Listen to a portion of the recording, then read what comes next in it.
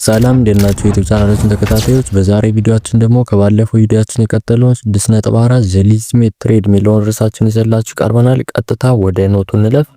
As Europeans gradually outlawed the slave trade, they found West Africa as a fertile ground for what they refer to as the legitimate trade. ኢሮፒያኖች ስሎሊ ስሌቭ ትሬድን ባል ማድረግ ጀምረው ነበርና የዛን ሰዓት በዌስት አፍሪካ ላይ አዲስ ኒው ታይፕ ኦፍ ትሬድ ጀምረው ነበር። ሌጂቲሜት ትሬድ ብለው የሰየሙትን ነው የሚለን እና ይህን አዲስ የጀመሩትን የትሬድ አይነት ደግሞ ሌጂቲሜት ትሬድ ብለው ነበር ሰይመውት ነበር። During the first half of the 19th century, a range of West Africa commodities replaced the export of slave. እና በ19th century አጋማሽ አካባቢ ወይም በመጀመሪያው አጋማሽ ላይ የተለያዩ ፕሮዳክቶች በዌስት አፍሪካ ኤክስፖርት ይደረጉ ነበር ከስሌቭ ይልቅ ነው የሚለን። ከዚህ ቀደም ዌስት አፍሪካ የምናውቃት ስሌቭን ኤክስፖርት በማድረግ ነበር። በዚህ ከ19th century አጋማሽ በፊት ጀምሮ ግን አዳዲስ ፕሮዳክቶችን ኤክስፖርት ማድረግ ጀምራ ነበር ከስሌቭ ይልቅ ነው የሚለን። Production was organized by West Africa rulers and merchants who often made use of internal slave laborers for cash crop plantations and for transport. እና እነዚህ የዌስት አፍሪካ ኪንጎችና መርቻንቶች ነበር እንዳለ የዚህ ቦታ ላይ የሚደረገው ፕሮዳክሽን ኦርጋናይዝ የሚያደርጉ የነበርና እዚህ በተጨማሪ ደግሞ ሎካል ስሌቮች ይጠቀሙ ነበር። እነዚህ መርቻንቶችና ኪንጎች ማለት ነው አንድ ፕላንቴሽናቸው ላይ እንዲሰሩላቸው፣ ከዚህ በተጨማሪ ደግሞ ሰርተው ያመረቱላቸው ምርቶች ደግሞ ትራንስፖርት እንዲያደርጉላቸው ሎካል ስሌቮች ይጠቀሙ ነበር። ኤክስፖርት ኢንክሉዲንግ ገም አረቢክ ፍሮም ሴኔጋል እና ደግሞ በዚህን ሰዓት ኤክስፖርት ከሚያደርጉት ደግሞ ነገሮች ዋነኛ የነበረው አረቢክ ገም ወይም ደግሞ በእኛ አጠራር ሙጫ ምን ላይ ለማጣበቅ ዛፍ ላይ የምናገኘው ለማጣበቅ የምንጠቀምበት ነገር ከሴኔጋል ይልኩ ነበር፣ ኤክስፖርት ያደርጉ ነበር ነው የሚለና ገም አረቢክ was used in the European textile industry for fixing color dyes in printing clothes እና ይሄ ደግሞ ኤክስፖርት የሚደረገው ነገር ደግሞ ለኢሮፒያኖች የሚሰጣቸው የነበረው ጥቅም ይሄ ገም አረቢክ የሚባለው ማለት ነው ቴክስታይል ፋክተሪ ላይ ከለርን ዳይን በሚያደርጉበት ወይም ደግሞ ከለር በሚያቀልሙበት ጊዜ እና ክሎዞች ላይ ደግሞ የሆነ ነገር ፕሪንት በሚያደርጉበት ሰዓት ይረዳቸው ነበር እና ለዛ ነበር በጣም የሚፈልጉት የነበር። በዚህ እነዚህ አፍሪካኖች ኤክስፖርት ከሚያደርጉት ዋነኛ ኮሚዲቲ እንዲሆን አድርጎታል። በጣም ተፈላጊ ስለነበር በኢሮፒያኖች ነው የሚለና Other exports were groundnut from the Guinea and palm oil from most of the coastal forest zones. እነዚህ በተጨማሪ ደግሞ የሚደረጉ አስፈላጊ የኤክስፖርት ፕሮዳክቶች ነበሩ እንደዛኛው ባይሆን ነው የሚለና እነዚህ ፕሮዳክቶች የነበሩት ግራንድነትስ ከጊኒ ይላክ ነበር፣ palm oil ከአብዛኛው የኮስታል ፎረስት ኤሪያ ከሚገኙ ቦታዎች ይላኩ ነበር እነዚህ ፕሮዳክቶች። እዛ በተጨማሪ ነው የሚለን by the middle of 19th century palm oil had become West Africa major overseas export. ይህም እንደው በ19th century አጋማሽ አካባቢ ፓልም ኦይል ደግሞ ዋነኛ ኤክስፖርት ፕሮዳክት ሆኖ ነበር ለዌስት አፍሪካ ነው የሚለና it was the main source of lubricant for European industry machineries before the development of petroleum oil እና ይሄ ደግሞ ኤክስፖርት የሚያደርጉት ፓልም ኦይል ደግሞ አገልግሎት ኢሮፒያኖች የሚጠቀሙበት የነበረው እነዚህ ማሽነሪዎች ላይ እንደ ሉብሪካንት ወይም ደግሞ እንደ ማለስለሻ እንዳይዝግባቸው ተጠቀሙት ነበር ፔትሮሊየም ኦይል ከመምጣቱ በፊት ወይም ከመታወቁ በፊት ነው የሚለን። Nevertheless, the establishment of the legitimate trade did not allow Africa states to develop their own economic strength and independence ነው የሚለን።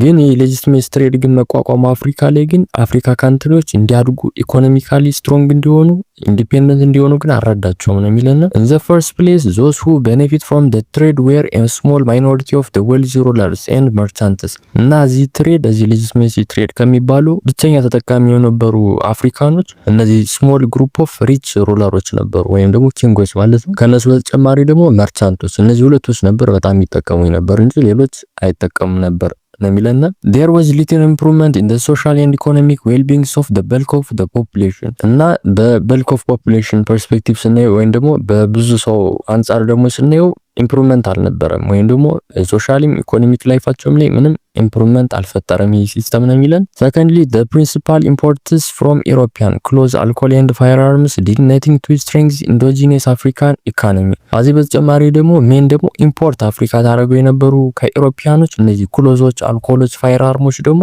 የአፍሪካ ኢኮኖሚ እንዲሻሻል አላደረገውም ነው የሚለን። ወይም ያን ሽጠን ማስገባታችን ምንም ትርፍ አልነበረውም ነው የሚለን። as the century progressed European traders backed up by their governments made increasing effort to control West Africa internal trade እና ሰዓቶች በሄዱ ቁጥር ደግሞ በ19ኛው ሴንቸሪ ኢሮፒያን ትሬደሮች በገቨርንመንት ሰፖርት በማግኘት በዌስት አፍሪካ ውስጥ ትሬድ እንዳይካሄድ ኮንትሮል ለማድረግ ፈልገው ነበር። ኮንትሮል ለማድረግ በጣም ጥሯል ነው የሚለን። they sought to maximize their profit by cutting out both the African middlemen and the European competitors ነው የሚለን እና እዚህ በተጨማሪ ደግሞ እነዚህ ኢሮፒያኖች በጣም ፕሮፊታቸውን እዚህ ትሬድ ሲስተም ላይ ለመጨመር ፈልገው ነበር። ሁለት ነገሮችን በማድረግ ነው የሚለን። የመጀመሪያው አፍሪካ ላይ ሚድል ሜንስ የሚባሉ አሉ ወይም ደግሞ አሻሻጮች ማለት ነው እና እነሱ የተወሰነ ይታሰብላቸው ነበር ትሬድ በሚያደርጉበት ሰዓት እና እነሱን ማስወጣት ፈልገው ነበር ከነሱ የሚታሰበውን ፕሮፊት ለማግኘት ማለት ነው። አዚህ በተጨማሪ ደግሞ ሌሎች የአውሮፓ ኮምፒቲተሮች ደግሞ አሏቸው እነሱንም ማስወጣት ሁለቱን ማስወጣት ፈልገው ነበር ፕሮፊታቸውን ለማብዛት ነው የሚለን። it was the heightened level of European trading competition which in part led to the scramble for Africa in በ1870 በ1880 ነው የሚለን እና ይሄ ደግሞ በጊዜው የተፈጠረው ደግሞ በጣም ስትሮንግ የሆነ ኮምፒቲሽን በኢሮፒያን ትሬደሮች መካከል ማለት ነው የአፍሪካ ስክራምብል ከ1870 እስከ 1880 እንዲጀምር አድርጓል ወይም ደግሞ አፍሪካን የመቀራመጥ ሂደት ያ እንዲጀምር አድርጓል የሚለን እና በዚህ ደግሞ የኢሮፒያን ካንትሪዎች የአፍሪካ ኤሪያዎችን ኮሎናይዝ ለማድረግ በጣም ተቻኩሎ ነበር ነው የሚለን። ወይ ደግሞ ይሽቀዳደሙ ነበር ለዛ ነው ስክራምብል የተባለው ነው የሚለን። ሌላኛው ሁለተኛው ወርሳችን ደግሞ 6.5 ዘ ዋይት ሰትልመንት ኢን ሳውዝ አፍሪካ የሚለው ወርሳችን ነው። በሳውዝ አፍሪካ ላይ መጥተው ዋይት ፒፕሎች ሰትል አድርገው ነበርና ስለዛ ነው የምናየው። ቀጥታ ወደ ኖቱ እንለፍ። one of the most important consequences of the exploration of new sea routes surrounding Africa to reach the Far East was the emergence of South Africa as a place of white settlement ይለናል። እነዚህ ኢሮፒያኖች በዚህን ሰዓት አዲስ ሲ ራውት አግኝተው ነበር ከአፍሪካ ወደ ፋር ኢስት የሚወስድ ነው የሚለን እናችን ሲ ራውት በማግኘታቸው ምክንያት አብዛኞቹ ዋይት ፒፕሎች መጥተው እዚህ ሳውዝ አፍሪካ ላይ ሴትል አድርገዋል ነው የሚለን። ይህም በ1652 ዘ ደች ኢስት ኢንዲያን ካምፓኒ ስታብሊሽ ስሞል ፐርማነንት ሴትልመንት አት ዘ ኬፕ ኦፍ ጉድ ሆፕ ይለናል እና ይህንም ተከትሎ በ1652 የደች ኢስት ኢንዲያን ካምፓኒ የሆነው እዚህ ኬፕ ኦፍ ጉድ ሆፕ የምትባሉ ስፍራ ላይ መጥቶ ስሞል ፐርማነንት ሴትልመንት አካሂዷል ነው የሚለን።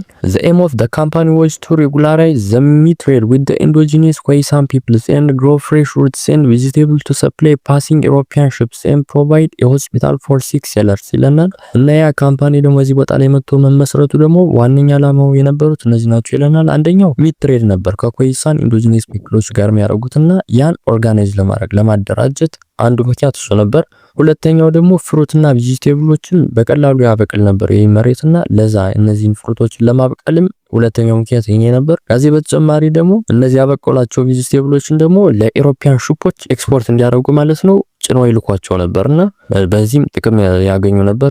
ለዚህ ነው የሰፈሩ። ከዚህ በተጨማሪ ደግሞ ሌላኛው መጨረሻው ምክንያታቸው የነበረው ደግሞ እነዚህ ሴለሮች ደግሞ ከታመሙ ሜዲካል ኤድ እዚህ ስፍራ ላይ ለመስጠት ነበር ነው የሚለንና ለነዚህ ሶስት በዋነኝነት ምክንያቶች ነበር ይሄ ካምፓኒ እዚህ ቦታ ላይ የሰፈረው ነው የሚለን። the company also established a military fortress to protect itself from attack by rival European naval force and the Khoisan እና እዚህ በተጨማሪ ደግሞ ፎርት ወይም ደግሞ ሚሊተሪ ፎርትን እዚህ ቦታ ላይ ገንብተው ነበር ነው የሚለን እና እኔ የገነቡት በእውነት ምክንያቶች ነው የሚለን። የመጀመሪያው ከኢሮፒያን ሺፖች ራሳቸውን ለመጠበቅ ኮምፒቲተሮች ነበሯቸው ወይም ደግሞ እነሱ ጋር የሚፎካከሩ ኢሮፒያኖች ነበሩ እና እነዚህ ኢሮፒያኖች ከሌሎች ኢሮፒያኖች ራሳቸውን ለመጠበቅ ነበር አይን ፎርት ሲገነቡ። ከዚህ በተጨማሪ ደግሞ ከራሳቸው ከኮይሳን ፒፕሎች ደግሞ ራሳቸውን ለመጠበቅ ከነዚህ ከሁለት ፒፕሎች ራሳቸውን ለመጠበቅ ነበር ይህን ሚሊተሪ ፎርትረስ የገነቡት በጊዜው ነው የሚለና with the aim of expanding the provision trades in በ1657 the Dutch company made some of its soldiers permanently settle farmers now in Dutch as boyers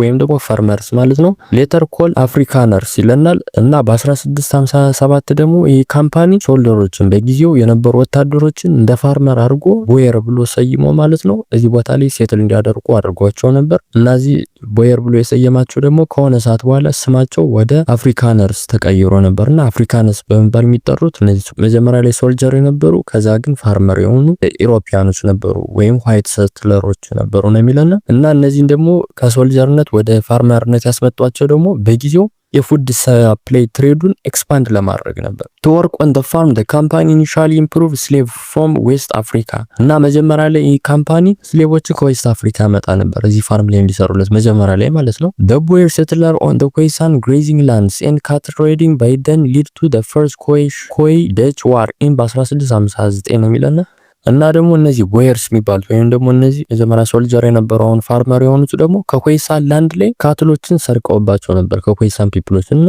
በዚህ ምክንያት ኮይሳን ደች ዋር በ1659 እንዲቀሰቀስ አድርጎ ነበር ነው የሚለና however as a result of the lack of unity among the Khoisan clans they were eventually defeated and the company claimed all their lands ይለናል። ግን ምንም ጦርነቱ ቢካሄድም ኮይሳን ክላኖች ኦርጋናይዝ አልነበሩም ወይም ደግሞ መናበብ ወይም አንድነት ስላልነበራቸው በዚህ ዋር ተረተው የነበራቸውን ላንዳቸው ምናምን እንዳለ እንዲያጡ አድርጓቸዋል ነው የሚለና the second Khoisan Dutch war was fought in በ1673 እስከ 77 ነው የሚለና in which the series of the cattle raiding were carried out against more organized and strong Khoisan clans። እነዚህ በተጨማሪ ደግሞ ይሄ ኮይሳን ደች ዋር ደግሞ ሁለት ፌዝ ነው ያለው። የመጀመሪያው ቅድም አሁን ያየነው፣ ሁለተኛው ደግሞ ይሄኛው ሰከንድ ኮይሳን ደች ዋር የሚባለው ደግሞ ከ1673 እስከ 1677 ነበር የተካሄደው። ይሄኛው ጦርነት ደግሞ የተካሄደው እዚሁ ከቦየሮች በተመሳሳይ ከስትሮንገር ኮይሳን ክላኖች ካትሎችን ወስዶባቸው ነበርና በዚህ ምክንያት ነው ይሄኛውም ጦርነት የተቀሰቀሰው። the war very much weakened the Khoisan and the company got larger boot of the cattle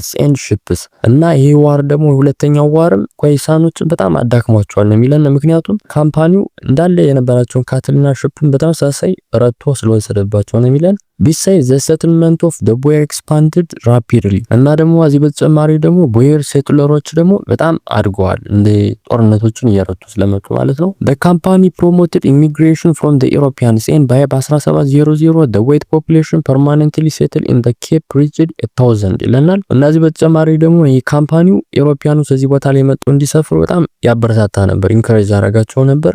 እና በ1700 ደግሞ የነዚህ ዋይት ፒፕሎች እዚህ ቦታ ላይ መጡ permanently ኬፕ ላይ ማለት ነው መጥተው የሚሰፍሩት እስከ 1000 ዋይት ፒፕሎች ደርሰው ነበር ነው የሚለና by then the colony had grown in wheat and fruit especially grapes for wines to feed itself and export the surplus ይለናል። እና በዚህ ሰዓት ደግሞ እነዚህ ኮሎኒዎች ማለት ነው በጣም ለነሱ የሚበቃቸው እነሱ ከሚበቃቸው በላይ ነበር ያመርቱ የነበር ነው የሚለና wheaትን ፍሩት wheat ማለት ስንዴ ማለት ነው። ስንዴን ፍሩትን ምናምን ያመርቱ ነበር። ፍሩት ከፍሩቶች ደግሞ ስፔሻሊ በጣም ያመርቱት የነበረው ለወይን በጣም ተፈላጊ ስለነበር ግሬፕስ ነበር ነው የሚለና እና እነዚህ የሚያመርቷቸውን ነገር ራሳቸውን ፊድ አድርገው ከነሱ የተረፈውን ደግሞ ለኤክስትራ ሴል ያደርጉት ነበር ነው የሚለና thousands of the slave imported from Madagascar ወይም ደግሞ አሁን ላይ ማላጋሳይ የምትባለው ሞዛምቢክ and ኢንዶኔዥያ worked on the farms owned by the boyers እና ደግሞ ሽም የሆኑ ስሌቨሮች ደግሞ ወይም ደግሞ ስሌቮች ደግሞ ከማዳጋስካር ወይም ደግሞ ሞዛምቢክ እና ከኢንዶኔዥያ ከነዚህ ከሶስት ሀገሮች በመምጣት ለነዚህ ለቦየር ፋርመሮች ተቀጥረው ይሰሩ ነበር ነው የሚለና ባይ ዘ ኤንድ በ18ኛው ሴንቸሪ ስሌቭ ፖፑሌሽን the Cape colony reached 25000 while the total white people was 21000 ይለናል።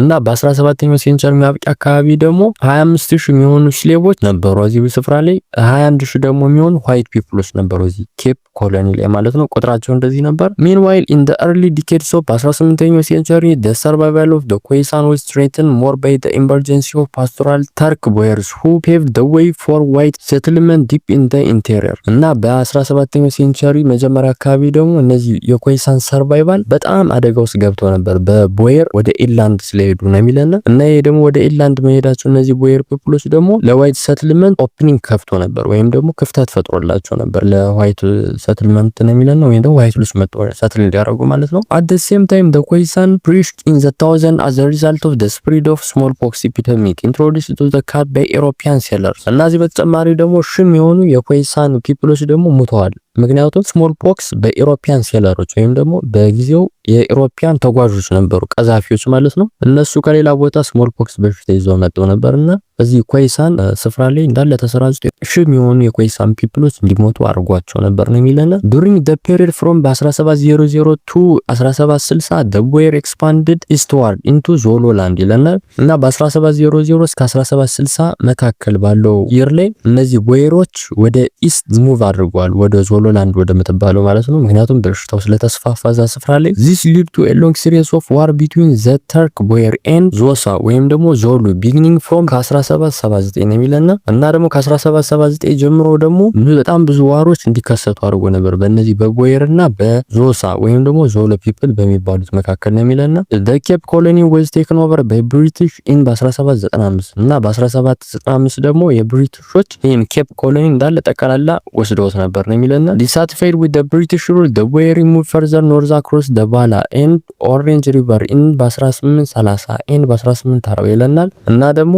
በብሪቲሽ ሩል ደግሞ አናፕ የነበሩ ወይም ደግሞ ደስተኛ ያልነበሩ ብሔሮች ማለት ነው ወደ ኖርዝ ወይም ደግሞ ባላ እና ኦሬንጅ ሪቨር የሚባሉ ስፍራዎች ነበር ወደ ኖርዝ ስትሄዱ ማለት ነው። እና ወደ እነሱ በ1830 እና በ1840 ሙቭ አድርገው ነበር ወይም ተጉዘዋል ነው የሚለና this is known as the great turk እና ይሄ ደግሞ ያደረጉት ጉዞ ደግሞ ግሬት ተርክ በመባል ይታወቃል ነው የሚለን። consequently the four boer colonies of the Cape, Natal, the Transvaal and the Orange Free were created እና ይህንን ተከትሎ 4 የቦየር ኮሎኒዎች እንዲፈጠሩ አድርጓል። ኬፕ የሚባሉ የመጀመሪያው ነው፣ ናታል ሁለተኛ፣ ትራንስቫል ሶስተኛ እና የመጨረሻው ደግሞ ኦሬንጅ ፍሪ ስቴት የሚባሉ እነዚህ 4 ኮሎኒዎች እንዲፈጠሩ አድርጓል ነው የሚለና በዙሉ came into conflict with the British and Boer in South Africa እና ዙሉ ደግሞ ፋውት አጌንስት አድርጓል ከብሪቲሽም ከቦየሮችም ጋር ሳውዝ አፍሪካ ላይ ማለት ነው።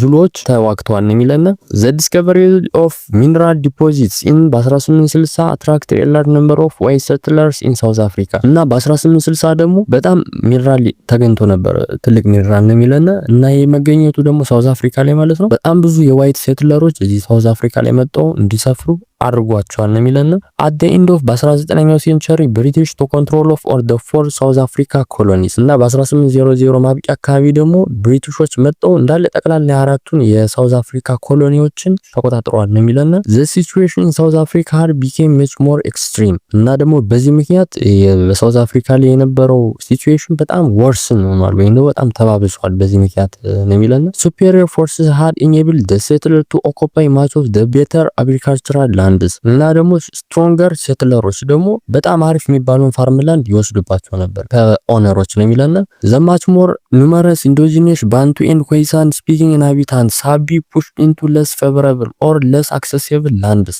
እና ደግሞ በጣም ብዙ የሚሆኑ የባንቱና የኮይሳን ፖፑሌሽኖች ደግሞ ፑር እና በጣም ምንም ምርት ወደሌለበት መሬት እንዲገፉ አድርጓቸዋል። ምክንያቱም አሪፉን እነሱ ራሳቸው ስለሚወስዱት ነው የሚለና ኢን ታይም ዘይ ሰርቭድ አዝ ኤ ሪዘርቪየር ኦፍ ቺፕ ሌበር ፎር ዘ ሴትሊንግ ኢኮኖሚ እና ደግሞ መጨረሻ ላይ ግን የተሰጣቸው መሬት ምርታማ ስላልነበር እነዚህ ፒፕሎች በትንሽ ዋጋ ተገደው በትንሽ ዋጋ ለነዚህ መጣው ሴትል ላደረጉ ሰዎች ተቀጥረው ይሰሩ ነበር በራሳቸው መሬት ነው የሚለና እና ተመልካቾቻችን የዛሬ ቪዲዮአችንን ይመስላል። በቀጣይ ቪዲዮአችን ደግሞ 6.3 ኢሮፒያን ኤክስፕሎረርስ ኤንድ ሚሽነሪስ ከ1770 እስከ 1870 ሚሊዮን ቪዲዮአችንን በዚህ ቻናላችን እናደርሳችሁ ይሆናል። ቀጣይ ቪዲዮ ደግሞ እንደለቀቅ እንዲደርሳችሁ ቻናላችንን ሰብስክራይብ ማድረግ እንዳትረሱ። የዛሬ ቪዲዮአችንን ይመስላል። በቀጣይ ቪዲዮ እንገናኝ።